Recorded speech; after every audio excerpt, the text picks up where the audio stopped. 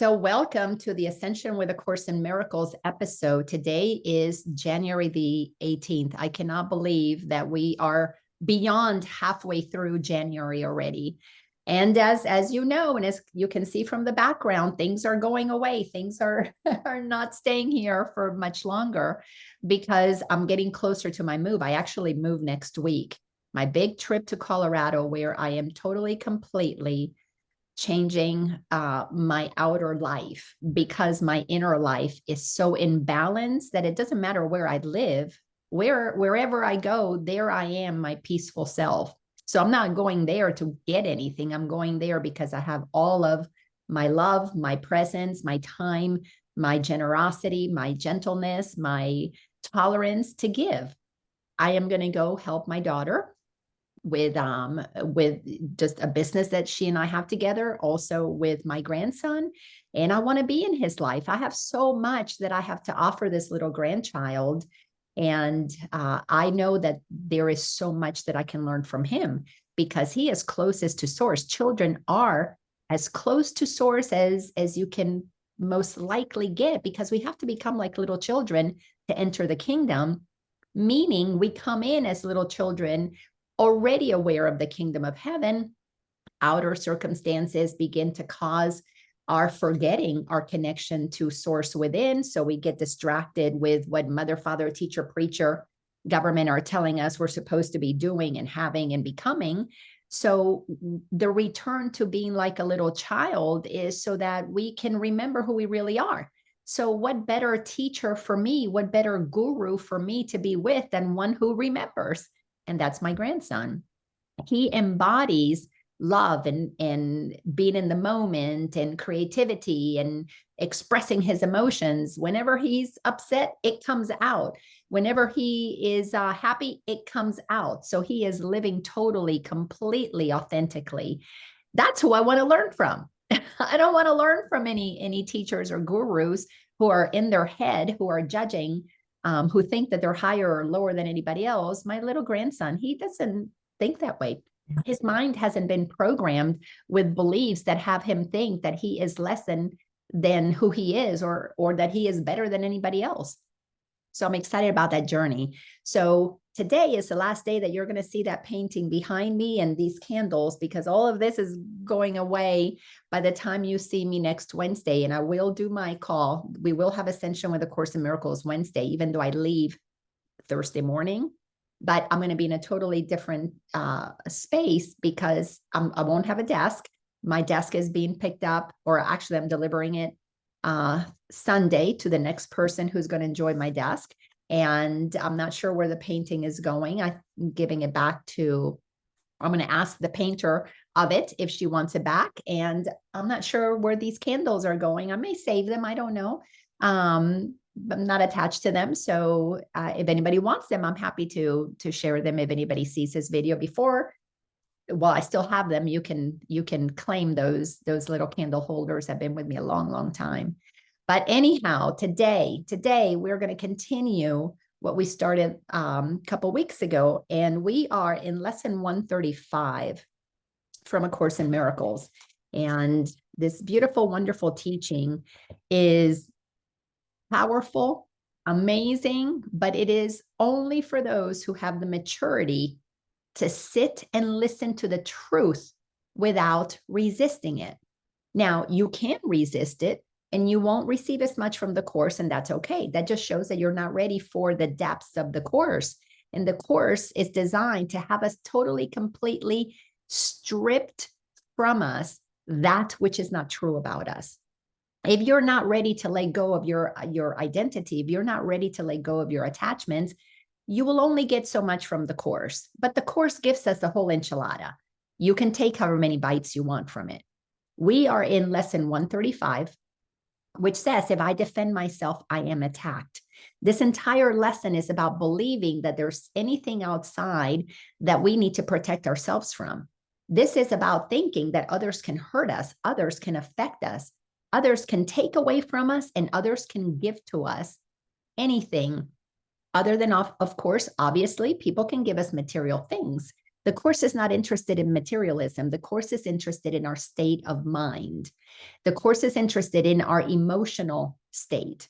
If you believe others can affect your emotional state, can make you feel good, can make you feel bad, then you are in a trap. And the Course seeks to help you move beyond the trap. But most people that don't get the Course is because they don't even know that they're in a trap. I didn't know I was in a trap. I didn't know I was living in a mental prison until I began to utilize the Course to look at the prison, to stop thinking I knew it all and come to the place of admitting that I was getting the same results because I was doing the same thing. So the term of insanity is expecting a different result when you do the same thing. Well, it's like planting apple trees and expecting pears to come out. When we are expecting peace in our lives, but our mind is full of judgment, full of guilt and shame and intolerance, well, you can't have peace. You're planting apples expecting pears or peaches or whatever you prefer. Well, if you are going to continue to regurgitate the thoughts that brought you what you don't want, you're not going to get out of the loop of karma. Karma is a seeing that you are the creator of your own reality. We are the ones who think the thoughts that become the manifestation in our physical world. And in physicality, we experience density. Things get heavy. So the heavier you are in your thinking, the more depressed, the more angry, the more greedy, the more jealous, the more you're going to see the physicality. You know, people who are constantly beating themselves up, who operate in judgment of others, feel in their bodies the density of illnesses. People who are constantly greedy and they want more money and they want to hurt other people to get it, well, they experience a density of a lot of money in their bank account. But when that money goes away, they suffer very greatly because they're attached to that abundance that they think that it's theirs. Well, those attachments, whether they're physical density or external density, have contributed to a planet that operates at a very low frequency because it's a frequency that the ego operates from.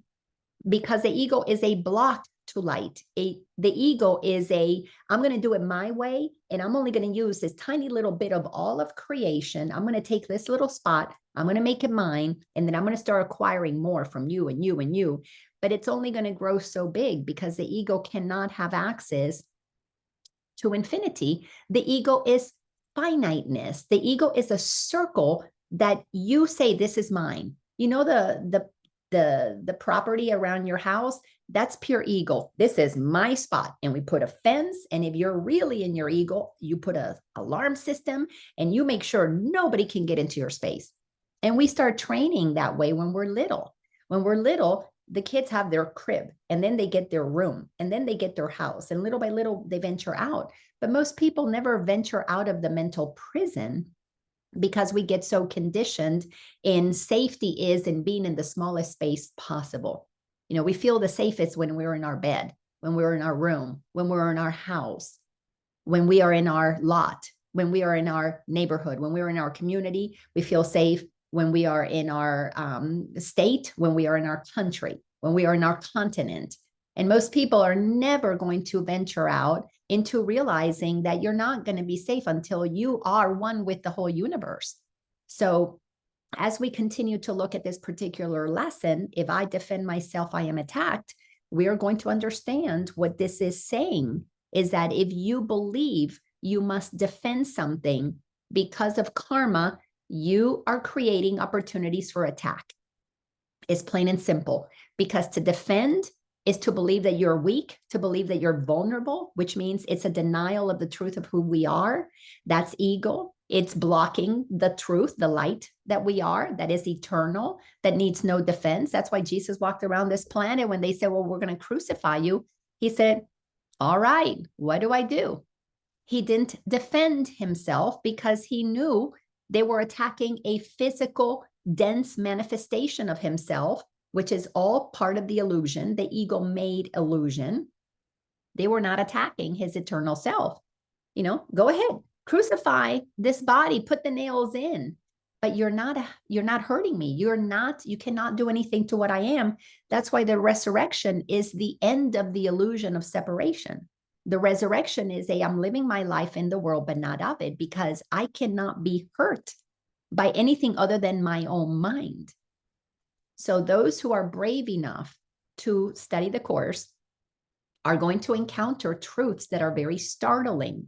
That requires an incredible amount of gentleness with ourselves so that we can hear the insanity, but it also requires curiosity to question, why do I believe these things? Why do I keep doing these things? What else is there? One of the most important questions that the Course invites us to ask is God, what would you have me do? Because the ego only knows one way of doing things. And it is always going to be about getting and protecting. If I get it, I'm going to protect it. And if you have it and I want it, I'm going to try and get it from you. And if I don't like what I have anymore, I'm going to discard it. So it gets and protects or discards. Well, when you know the truth of who you are, what is there to get when you're one with all that is? What is there to discard when you're one with all that is? I mean, can you imagine discarding your liver? Oh, you know what? I'm mad at my liver. I'm going to get rid of it. Well, it's like saying I'm going to discard that friend, or I'm going to discard that husband or that boss because I don't like them. Well, you're discarding from your own eternal body. We are one beingness. There is only one consciousness here. And I know that in the 3D world, where we see separate bodies and we see cats and dogs and they're separate, we are not trained to look at the truth of who we are, even though the truth has always been in plain sight. All of us can recite that E equals mc squared, the formula that Einstein gave us, that energy equals the matter that we see. So if energy is the same thing as the matter that we see, then wouldn't it make sense to find out, well, how did the matter get dense if it's energy? How did it get so solid? Well, to discover why matter is so solid, we have to look at the beliefs that we hold that solidify it, that condense it, contract it. Because for all that is to become a desk, there has to be a contraction. Those molecules need to be pulled together to give us that physical form so that we can experience it and feel it and touch it and say, yep, that's a desk. Because how would we function in this world of physicality, of duality, if I just said, oh, I'm here at my desk, but you know what? Right here, I am at my desk. This is as much desk energy as this solid piece is desk energy, because it's all energy. We just put a name in front of it, desk energy, so a non-physical or solid. I am physical energy, but what I am is non-physical energy. So if I stop identifying with the body, I allow myself to expand my awareness of who I am as God created me, to being this energy being that does not need to be defended, that does not need to get offended. And that's why we defend ourselves, is because we get offended, because we're protecting. Our ego mind is protecting our small self. And I'll tell you one thing about getting irritated, getting offended. Every time we're offended, if you're ready to expand, that irritation is an invitation to see, why are you protecting your small self that got offended? Your higher self, when it can look at your small self, the part of you that is offended, will do so with loving compassion and say, you know what? If you want to feel offended, it's okay.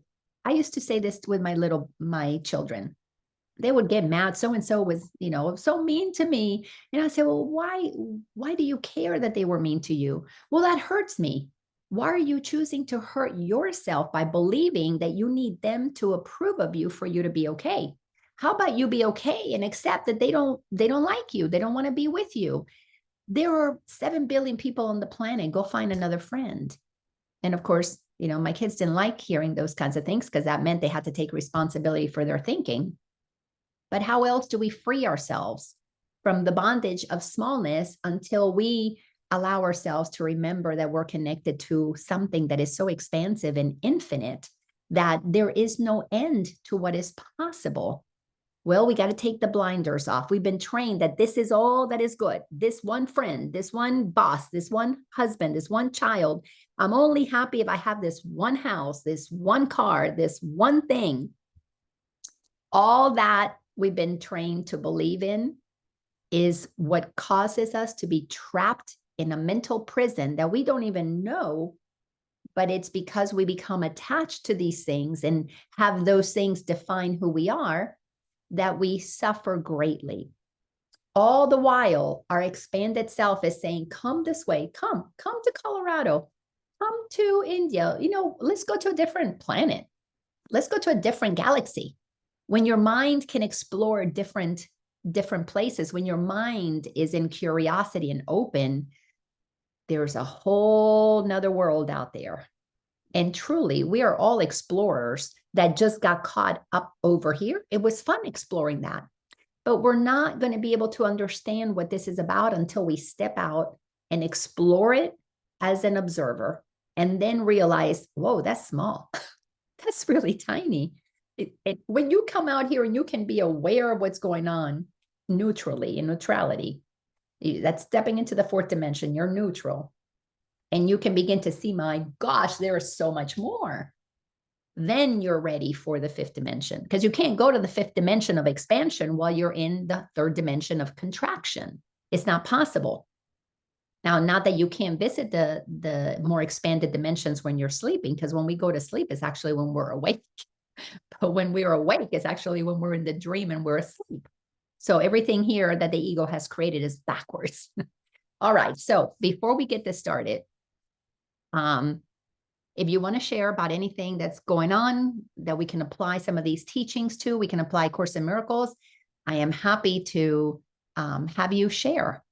I know one of you wanted to talk about something, so go ahead and It was me. Yes, it was you. Okay, I wanna it's been on my mind for some time, and you're talking about ego is holding everything is mine, and don't touch mine space, mine whatever. And I have that challenge. My mind has a challenge that I have a friend, as I said, who I've been very close at some time for, and then we kind of drifted apart. She moved away, and now she moved back to Atlanta, and there's no great distance between us, but we don't see each other. And I think because maybe probably she showed interest, but I'm not as interested because her energy changed and she is very much in the victim mentality. And it just, I want to say dragging me down, but if it can drag me down, that I just feel like, yeah, it doesn't feel pleasant, our connection when we connect. Mm-hmm. And now she's looking for place to live. She's and I have a extra space, and I know where she lives now. It's not, she doesn't like the space. And okay, I sit down. And I feel guilty that I have a space, but I don't want to have that person in my house permanently, permanently, not I would be okay for a few weeks, but do you know what? And I feel guilt, like, oh my God, blah, blah, blah. I mean, she didn't ask me, but that's that. Okay, it's very simple. It really is very simple. So you said a couple things that we have to look at separately. So she can't bring you down. The only Yeah, way, that's already I said, yes. yeah, the only way that we can come down is if we lower our frequency by believing thoughts that are not true. Yeah. So if you stay in the space of recognizing, there was a friendship, we are no longer a match vibrationally for each other, and we have drifted apart. And when just, it's okay to observe that in her state of consciousness, she's operating inside of a contracted victim story. She's allowed to. She's the creator of her own reality. If she wants to be a victim, she's allowed to be that, but you're the creator of your reality, and you wouldn't feel guilt if you saw her as a powerful creator as well. So your ego is convincing you that you are superior. This is one of the traps of when we get spiritual knowledge, is that we think now we know more. We are better because we have spiritual knowledge, just as religious people think that they have a house, a bigger house, or whatever. Yes. So when we become aware of how the mind works, we become aware of, victims and bullies and frequency. The ego uses all of that to judge. I mean, it's just part of the game. And so we have to pull ourselves out, be the observer. And as the observer, you have a part of your mind that is feeling guilty because there's a part of your mind that is judging her, and it's calling your attention to forgiveness. But if you believe that you're the guilty part, you can't be the observer of the guilt in you that is calling for forgiveness. So that is where I would go if I were you. That part that feels guilty is not honoring that you're entitled to your choices. You're entitled to who you invite into your home. You're entitled to how long people can stay in your home. And if you knew that she is just as powerful a creator as you, if you really truly believed it and didn't label her a victim, you would see her as finding the right and perfect place for her for however long she needs to be. And it may not be you. And in that level of neutrality that allows for all beings to be taken care of, you can't be judging. And if you're not judging, you're not going to feel guilty. Okay. Is that it really that simple? But it takes a while to unravel the mind from the ways that we, because see, that guilt is an indicator of what is calling attention. But if you feel guilty, you're attacking yourself. And then you think, well, I need to protect myself. I don't want to feel guilty. So we get stuck in a trap. And the only way out of this trap is to step outside to observe what is happening with neutrality. And in neutrality, there's only energy expressing itself this way, that way, as a man, as a woman, as a friend, as a, moved here, moved there. It's just energy moving. What is there to feel guilty about when energy moves? Whether it moves this way or moves that way, it doesn't matter. Yeah,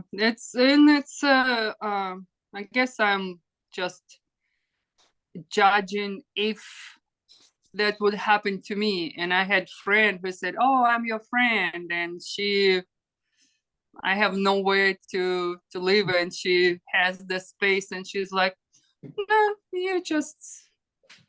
Yeah.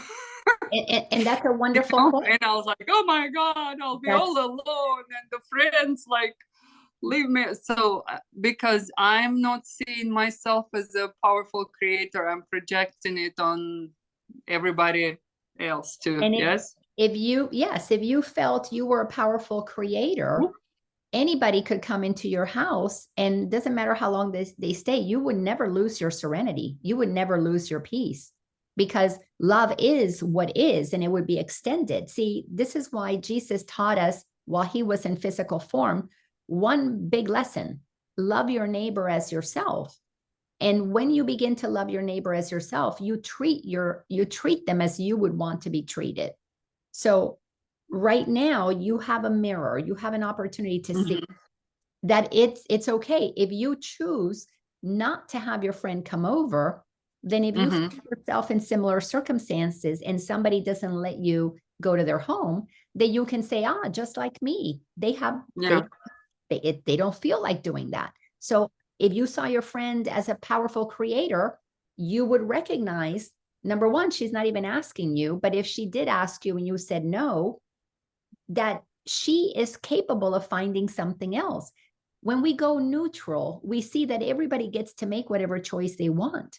We can invite people in. We don't have to invite anybody in.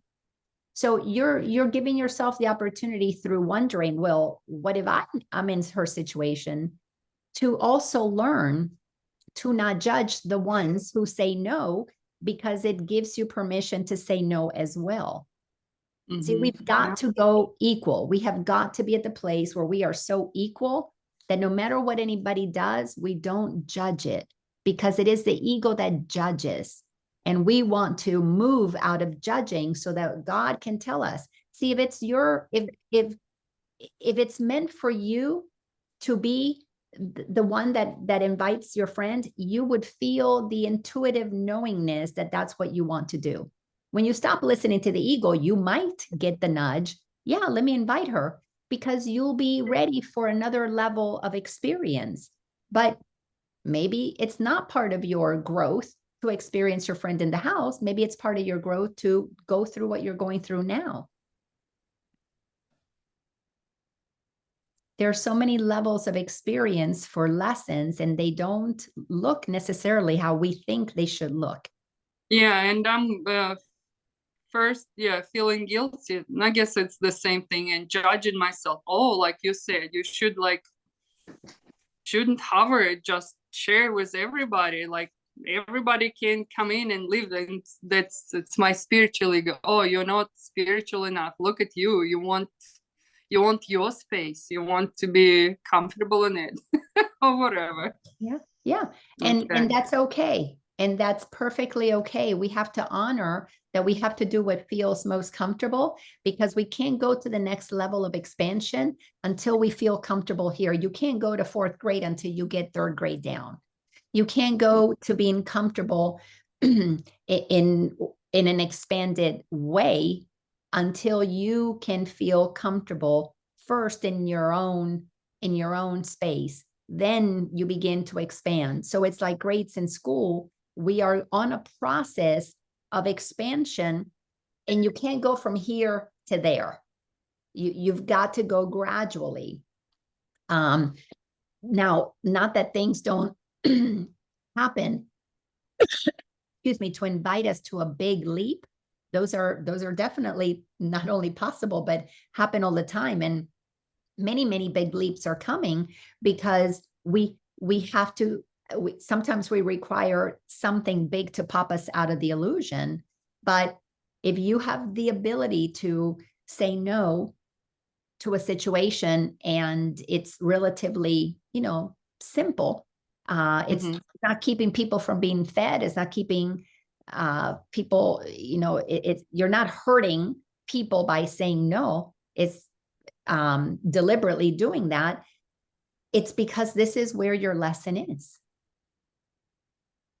Yeah, and I'm like many of my friends, I would say, please come, stay, live. Come, Laina, stay with me for free in my house. But to some people, you just Yes. Well, I appreciate your question. So let's okay. shift to the lesson, and you'll hear some things in here that will be helpful.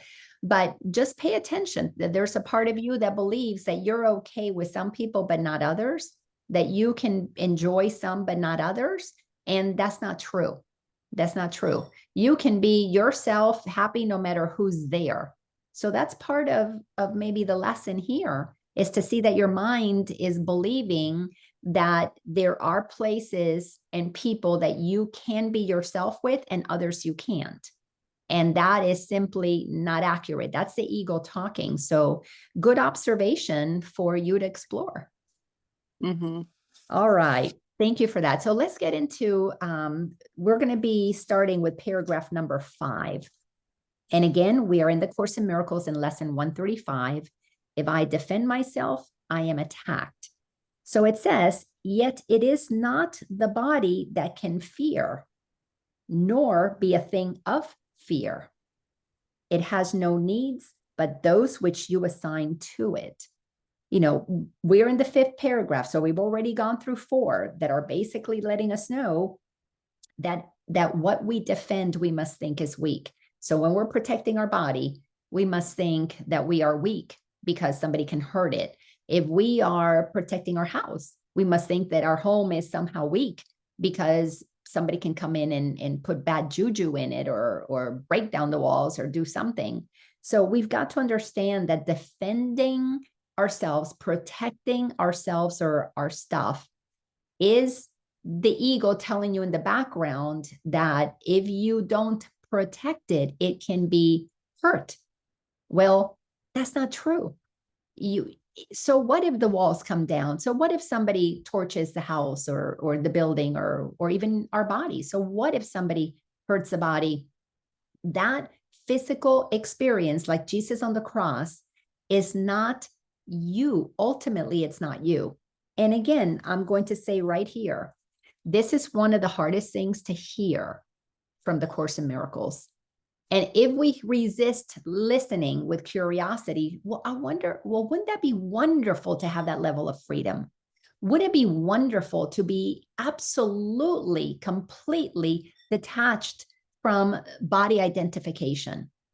If we can go to that place of what must it be like to be somebody like Jesus who didn't suffer physical pain, how did he get to not suffering physical pain? That level of curiosity opens a whole new world for us. But it's very difficult for people to open up to what would it be like to be in that realm of freedom? Because we're talking about, this is what I have. This is my problem. This is my illness. This is my small bank account. This is my suffering. This is my issue. This is my problem. And while we are looking at problems, we are really not open to solutions. Because to focus on the problem without saying deliberately, immediately, I don't want any more of this. I prefer, this is what I prefer. And then shift all of your attention to the opening ourselves up for guidance to hear about a new way. We cannot free ourselves from the problem because we're talking about the problem. We're pointing at the problem.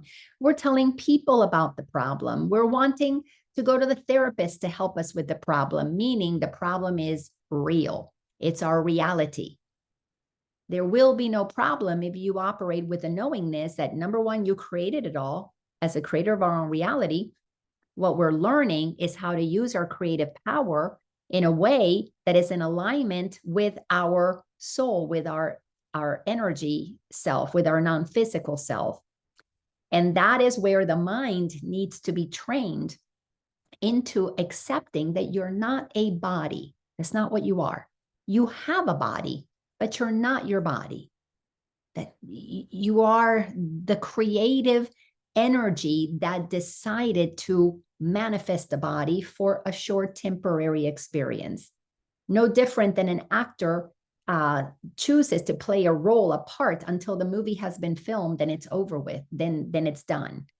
So we have to look at our body as a temporary vehicle, as a temporary garment, that when we know that's all that it is, we can then, as the observer of it, be able to, while we have the body, operate in total freedom. So we don't need to be crucified to release ourselves from the body. We can be totally released of the limitation of the body and operate freely. And then the body is an example of one who has been freed. So here it says again, we fear because we think the body can be hurt. But when you understand that you're not a body, then what would you be afraid of? You wouldn't be afraid, because nothing would threaten you. All right, so let me keep going. So if you can hang in there with these kinds of teachings from the Course, it's only going to lead you to liberation. I mean, people who know me have watched my journey, my progression. It would be are astounded that I operate in this level of peace. Now, am I at the Jesus level? Not yet. Not yet, because I still identify somewhat with the body, but I am very well aware that death is not the end for me, that I don't want to make this body my priority. It is not. My mind is my priority, because my mind has to be free and clear, because my mind is what decides what my body experiences. So my allegiance has shifted from the body to the mind. And as I rest in the peace of my mind and the stillness of my mind, then my allegiance became my connection to God, because in stillness, God speaks. So you realize you get confined into the body, then you have to do the work of clearing the emotions. Nobody can go to the mind to find the truth while the body is still holding emotions, is still holding stored, unresolved, traumatic, childhood issues or past life issues. So we work through the physical body and think that that's who we are. Then we work through the emotional body. We release some of that. Then we go to the mind and begin to understand how to create our reality. And then you realize, oh, wait, I'm the soul. I'm God who chose by decision, using the mind, to enter into a world of emotions, energy that gets stuck and it's not emotion, that becomes the solidity of a physical body. Of course, these are things that are taught by so many people, but if you study the layers, the different bodies that we have, that makes perfect sense. All right, so let me keep reading. Paragraph still number 5, sentence number 3. So we're talking about the body and its spheres. So it needs no complicated structure of defense, no health-inducing medicine, no care, and no concern at all. So when people hear this, they run from the Course in Miracles, or they reinterpret it.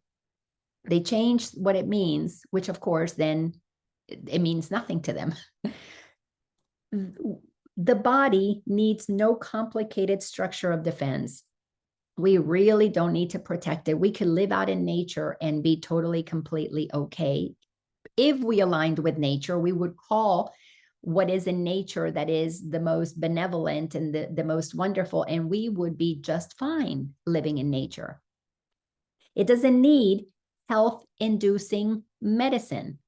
If we knew the power of our body, we wouldn't be concerned about medicine, but we go to medicine because we don't believe in the power of our mind. We believe the body is sick and we're scared. So in our fear, we go get medicine instead of finding out how if I'm made of the energy of God, if I'm made of life force, which is intelligent, which is life-giving, meaning it must be healthy, how do I tap into that? How do I tap into the knowledge of the intelligence that would activate the well-being of my body? And as I was sharing in a class last night, I am in an experience right now where my vision is becoming less than what it used to be. And I spend a lot of time visualizing perfect vision.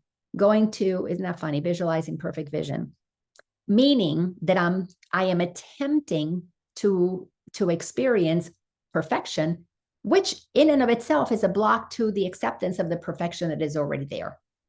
And in this physical world, I am living out what has been scripted. The Course in Miracles says, it is already scripted. Our life is scripted. We made agreements. What if one of my agreements was to go through cataract surgery? What if that was an agreement that is scripted because I'm going to meet certain people?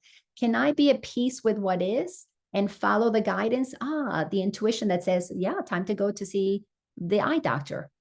Just as much as I follow the intuitive knowingness that when my body said, stop eating red meat, then I stopped eating red meat. I didn't need to go to a health doctor to tell me that red meat wasn't good for me, and have to have somebody validate. I just listened to intuition.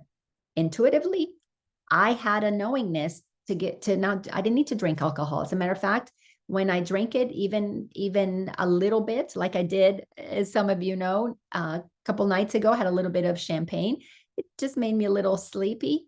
So it's not something that I necessarily have to do, but I used to drink to numb myself, but I didn't have to go to Alcoholic Anonymous and be in a 12-step program to find out that it was not good for me. I intuitively let things go when I feel like it's time to let them go. Like I'm feeling it's time to move, like I'm feeling it's time to let go of my possessions. There's an inner knowing that wants to talk to us. And if you allow that inner knowing to speak of your well-being, your power, your health, your abilities, and then you use that to guide you, whether it's through cataract surgery or through a journey through cancer or through a journey through yoga with a perfectly healthy body for the rest of your life, you have a physical vessel that is playing a part assigned by your mind. When you don't argue with what is happening and you can stay here as the observer, then the physical body is experiencing density that maybe something you don't prefer. Come back to the creative mind, like the actor needs to go to the I forget what you call that, the playwright, to have them rewrite the story, but the character can't change their part in the story because there are other characters that are part of it. They step back and go talk to the director, go talk to the playwright, and write something different, script out something different, and then go play that in the movie. Same way with us. Come back to the presence of awareness that says, you know what? I would prefer it to be this way. And if you prefer it to be that way, then you've got to believe that it is done. If you don't believe that it is done, then you're going to continue to experience the suffering, especially of arguing with what is. But once you get the hit, you know what? My vision's going to be just fine. Then I don't need to go to a doctor. But I haven't gotten that hit, meaning I must go through the process that I'm going through. And I could walk to the doctor's office when it's time to have the cataract surgery. And if I hear the hit, no, don't go in. I won't go in because I'm going to be informed from within. But from within, nothing is telling me not to do it. And this is part of becoming so clear and so comfortable with who we really are so that we can come to really acknowledge the power within us, that we are the creators of our own reality. Do you think that Jesus didn't prefer not to be crucified? The human Jesus would not want to do that. But stepping back, his soul said, you know what? I have a contract here. It is scripted for me to go through this horrendous kind of a death so that I can prove that I'm not a body. How many of us would have just accepted this grandiose story of Jesus not being a body if he would have just taken poison? Like I think it was Aristotle. We didn't make a god out of Aristotle. Or if he was shot, or if it was a swift cutting of his throat and then that was it. It had to be a traumatic thing because it taught us that he was not identified with the body, that it took so many days of suffering. As we see it, we believe there would have been lots of suffering, all that time suffering on the cross to give us an opportunity to feel so bad about him that we don't want to be troublemakers like he was, that we don't want to go against the establishment so that we don't end up in that position. Well, the lesson that the Course in Miracles wants us to understand is that we have to go up against the establishment of a tyrant in our mind. We've got to go up against the ego and say, no, I'm not going to believe what you're telling me. If I am the creator of my reality, then let me own my power and stop complaining about the things that I don't like, because that's what gives those things power. Bring your power back here. Stop defending yourself. Why you make the decisions that you do. Stop defending yourself, protecting yourself from other people, because that perpetuates the story of your weakness. So let me keep going. If you defend its life, the body, or give it gifts to make it beautiful, or walls to make it safe, and you but say your home is open to the thief of time, corruptible and crumbling, so unsafe, It must be guarded with your very life. Let's look at this again. If you defend the body and you give it gifts, you give it surgery, I'm going to puff my lips, I'm going to do facelift, I'm going to increase my boobs, I'm going to put it on a diet and get skinny mini. If you do all of those things, oh, look at my beautiful house, look at my beautiful space, to help you stay safe, what you are saying is that you believe that somebody could come and take something from you.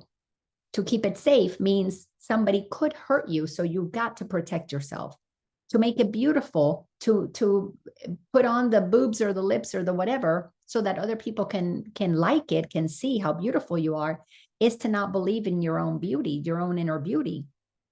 So you are operating with a mind that has been corrupted. And it's been corrupted by a belief system that has you be afraid that without these things, without the house or without the boob job, you're somehow not going to be as beautiful, as desirable, or as safe. And by the way, getting a boob job is to think that you're safe, because now somebody will want me and they'll take care of me and protect me because of how I look, because nobody would want to be with me and take care of me and protect me if I didn't have these things. So look at how many things we have done to guard ourselves, to protect the physical vessel, but not to actually allow our truth of who we are, the real you, to walk around with total and complete freedom. Sovereign, fully sovereign, knowing that what you are is eternal. Well, as long as we believe in protecting, defending ourselves, we are thinking that we can be hurt, we can be affected, we won't be somebody if we don't do these things. Paragraph 6 says, is not this picture fearful? Does it not scare the crap out of you to walk around believing that you are so weak, that you got to protect yourself, that you are so fragile, that people may not like you if you don't look a certain way? Does that not frighten the crap out of you? Well, it's when we come to the place that we realize, oh my God, I am in a prison. I am in a mental prison. All of my moves are based on what I think people are going to believe about me. Now, most of this is totally unconscious to us. It is not until we enter the process of the spiritual awakening, where we go through a journey of beginning to question every single one of our beliefs, that we begin to see the insanity of the beliefs. And even when we see that we have insane beliefs, many people still buy into the beliefs. I mean, I know a lot of people, some of you might even be right here, where you believe that you're eternal, but yet you're not liking the situation that is present in your life. Well, the not liking that means that you believe that it's powerful and true and has a certain power over you that you can't transcend. Well, that's because the mind, your mind at some level knows this information, but it hasn't been brought to the level of the knowingness, the heart, the soul in you fully engaged in accepting your power. So we operate at the level of mind, knowing truth, but not being able to walk it. I did the same thing. It takes time, it takes courage, and it takes determination to not continue to bullshit ourselves, because the ego is the ultimate bullshitter. It lies. It's a lie. It is a lie. Separation is a lie. God outside of me is a lie. That I'm better than or lesser than, that's all made up. It's a lie. It's not true. So that we're weak, that's not true. So when we are believing those things, and I have a body, that's not true. Or that I'm a body, that's not true. You have a body, but you're not a body. And oh my gosh, my body got sick and I'm going to die and I'm uncomfortable and I'm this. All of that is an experience that could be experienced like Jesus did on the cross by your higher self. And then you would not suffer at all. You would just have the experience. And then in the next lifetime, have a different experience, because you've been there, done that. And it's like, I don't have to do that again. How many times did Jesus come to be crucified? One and done. If there are things in your life that you are done with, be done with them. Even if that's the thing that appears to take you to your completion, to your death experience, but you can experience it as an observer. Oh, wow, isn't that interesting? See, when we are all focused on this lifetime, we don't realize that we are infinite. In one lifetime, to us, because the mind has been conditioned into, whoa, 100 years, that's all I've got. But in bazillions of years, you can't even put a number on it because infinity is infinite. It's a blip. It's a tiny little blip. It's like a second in millions of years. But that's part of the conditioning that imprisons us. We're bound by time, and we don't want to suffer till the end of our time here. So what does the mind do? In that fear of suffering, well, that's the suffering that you can't get out of.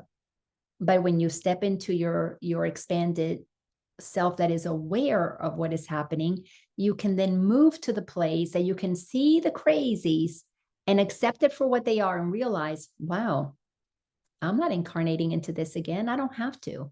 I know that I'm not my body. I know that this is not what I am. What an interesting experience. I love that I got to experience it. Like an actor says, wow, I loved that I got to play the character of the person with cancer.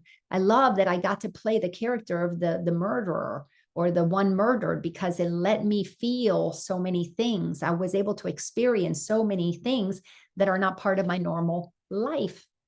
So you enter into character. Well, we enter into lifetimes to experience those things.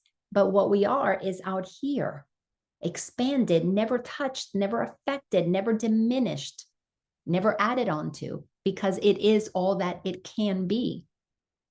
The awakening is understanding the difference between the two and bringing ourselves back, sitting in the seat of our soul, coming back here to become the observer and enjoy the body that we have during this particular lifetime. So to complete this paragraph, again, let me start. Is not this picture fearful?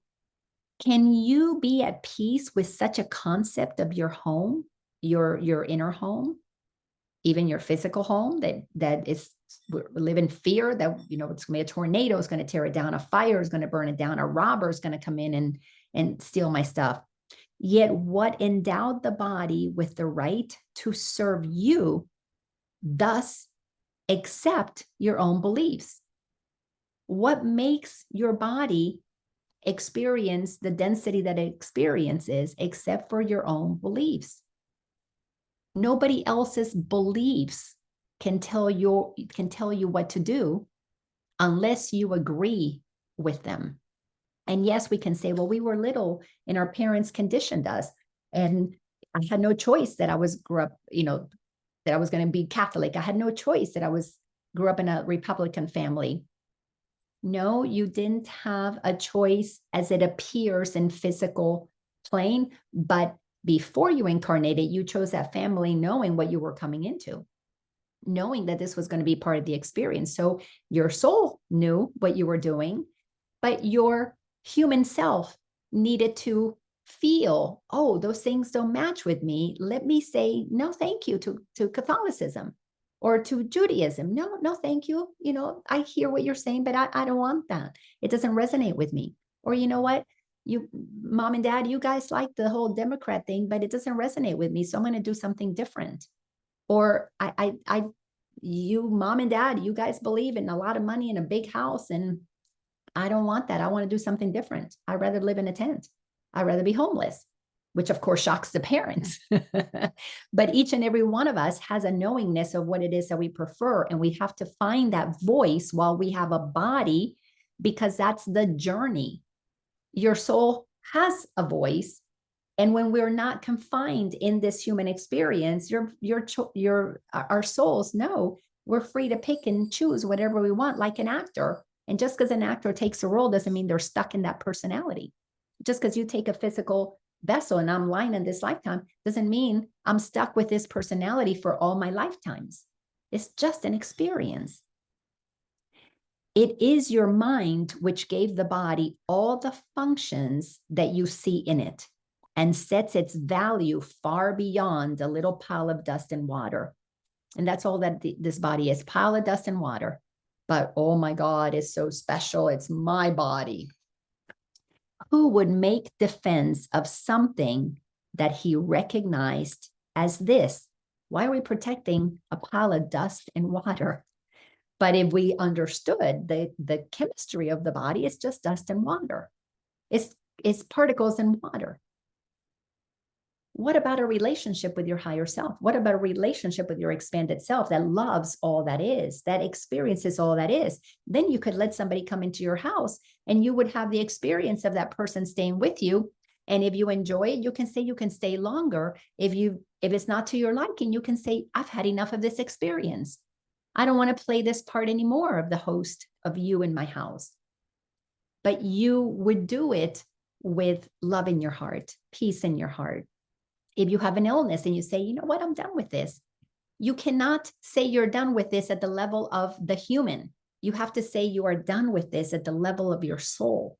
You've got to come back and access your superpowers. Complaining is not a superpower. It is the misuse of power. And trying to figure out where did this come from? Who gave this to me? How did this happen? Why did they not like me? Why did we break up? Why did all these things happen at the physical level are not going to be beneficial? Because at the causal level, at the level of consciousness, everything is accepted equally as an experience.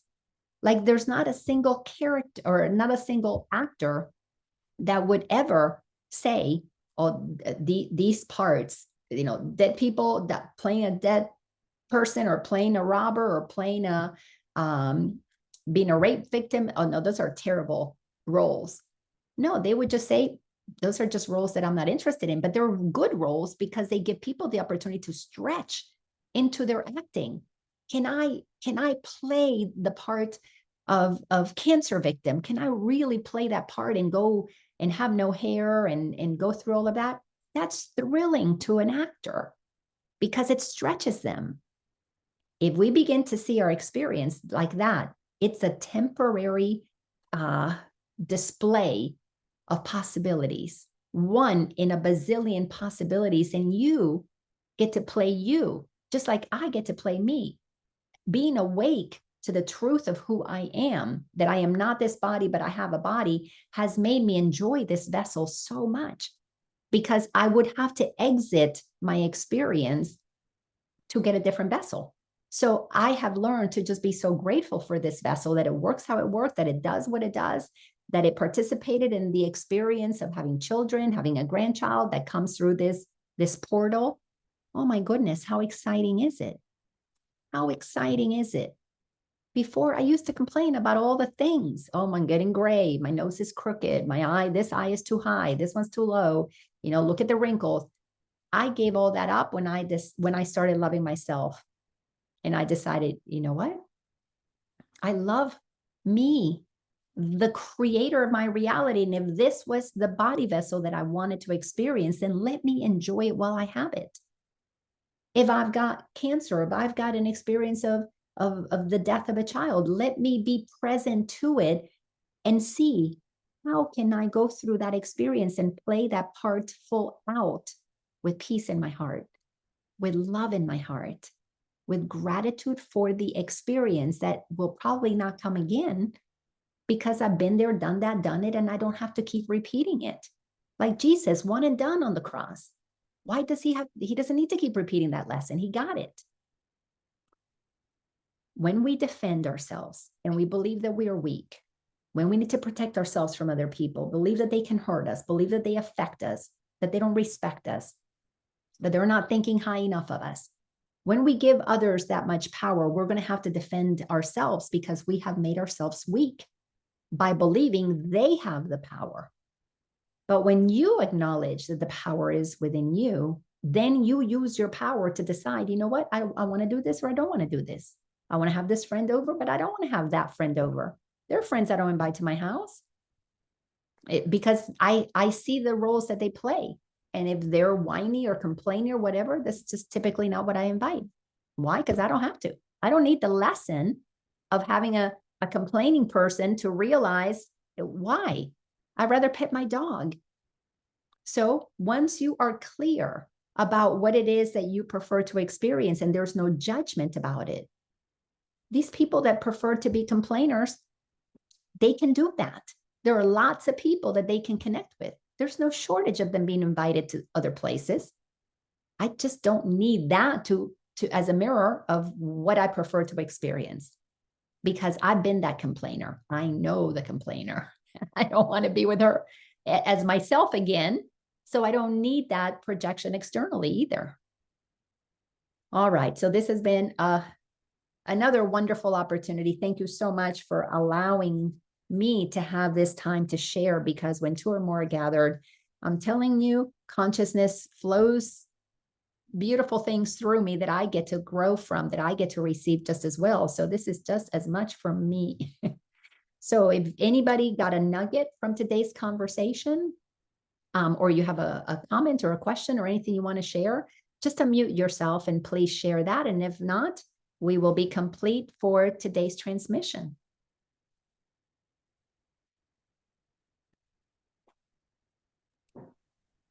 Going once, going twice.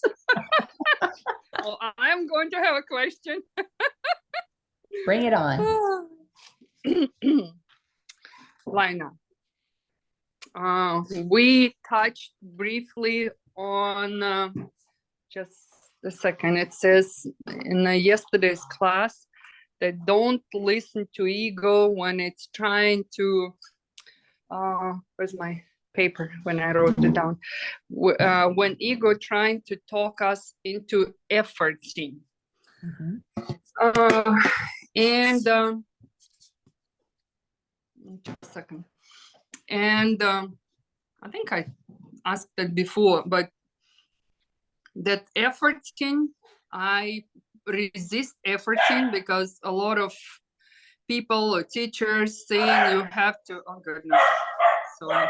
That's okay. That's okay. Yeah, you have to like effort, apply the effort. You have to push through, you have to, and I was resisting it. I like being in the flow, but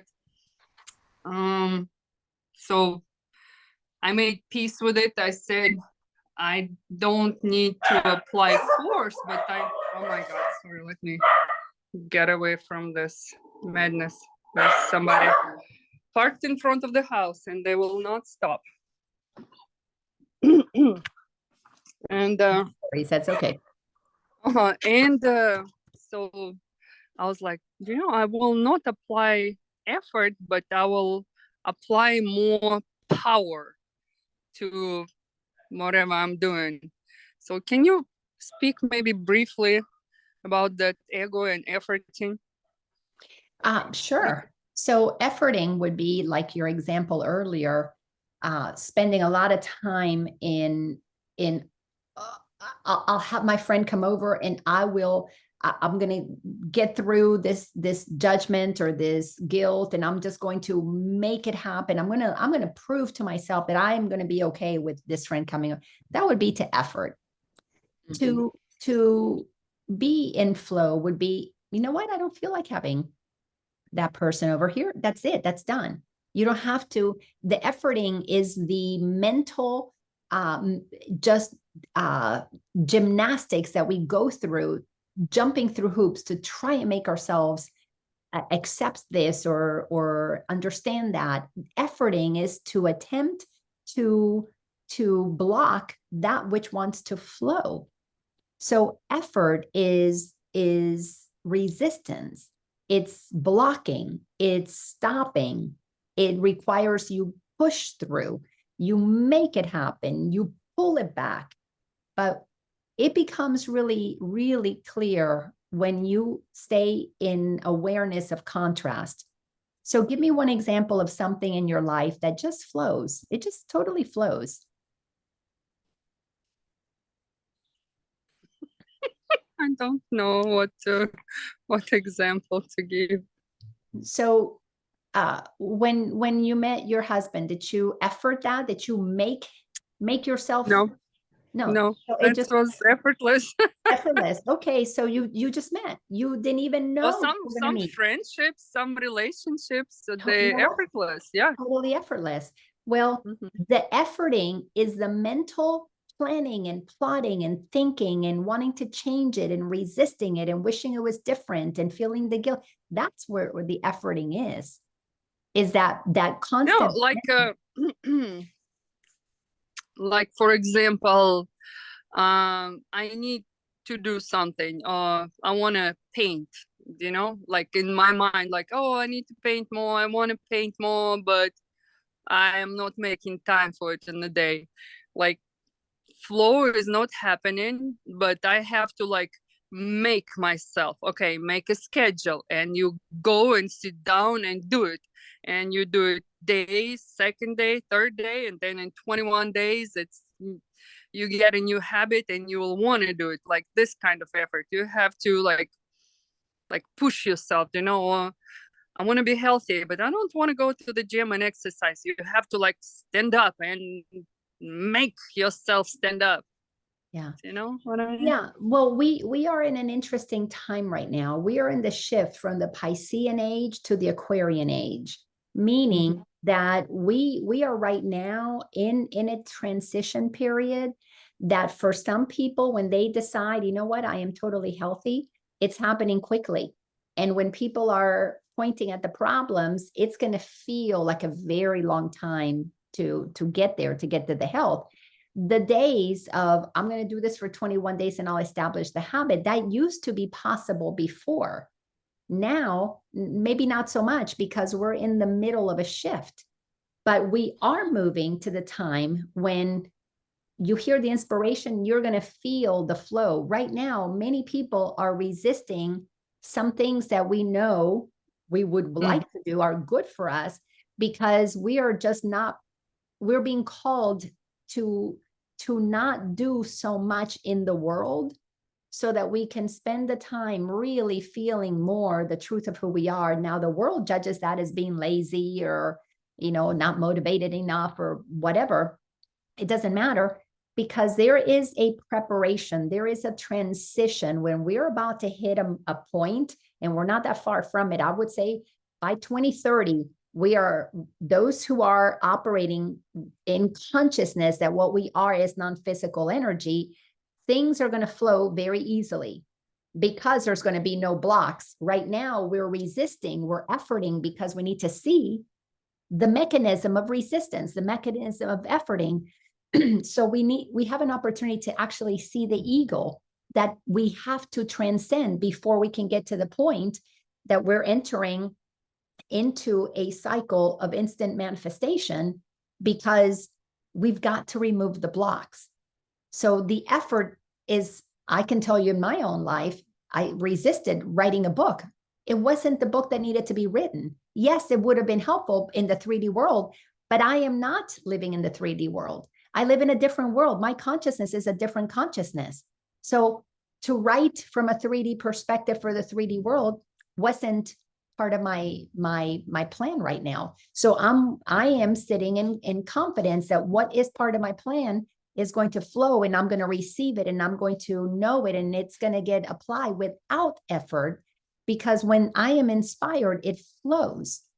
So observing the part of me that resisted, that efforted, that judged myself for not getting it done, having compassion for that aspect of me that I'm transcending. I mean, I've been letting go of my limited self. So I had to go through grieving of that part of me that had to make things happen, that worked with a to-do list, that was so proud for all that I had accomplished.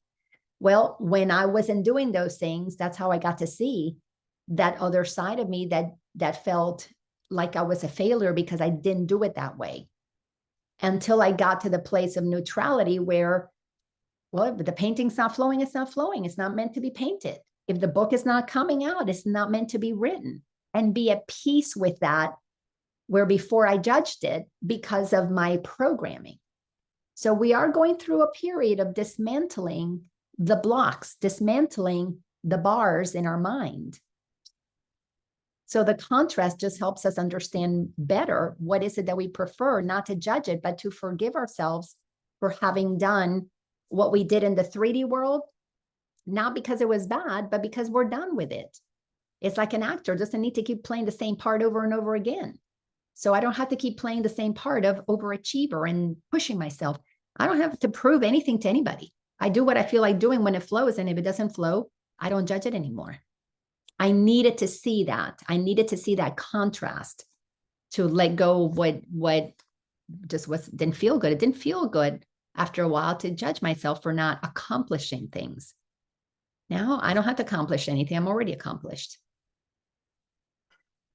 Okay, so a lot of this, it could be a lesson like, hey, you think you need to write a book, but for real, there was a lesson in accepting yourself when you want to doing it. Yes. Yeah. But Yeah.